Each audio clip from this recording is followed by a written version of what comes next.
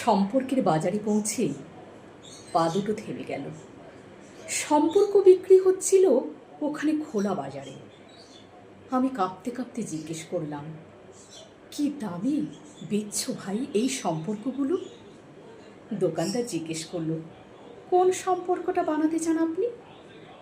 ছেলের না বাবার, বোনের না ভাইয়ের? বলুন আপনি কোনটা চান? মানবতার না ভালোবাসা, মায়ের না বিশ্বাসের? বাবুজি কিছু তো বলুন, কোনটি নিতে চান? চুপচাপ দাঁড়িয়ে কেন? ঠিক ভেবে বলুন। ভয়ে ভয়ে বললাম, বন্ধুর। দোকানদার ভেজে চোখে বলল, দুনিয়াটা এই সম্পর্কেই তো টিকে আছি। তবে মাফ করবেন বাবুজি, এই সম্পর্কটা বিক্রির জন্য নয়, এর কোনো দাম দিতে পারবেন না।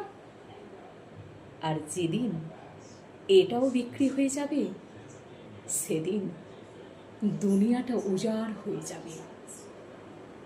সম্পর্ক, কবি শক্তি চট্টোপাধ্যায় লেখা। দারুণ কবিতাটা। বন্ধুরা অবশ্যই প্রথম থেকে শেষ অবধি শুনবে, খুব খুব ভালো লাগবে।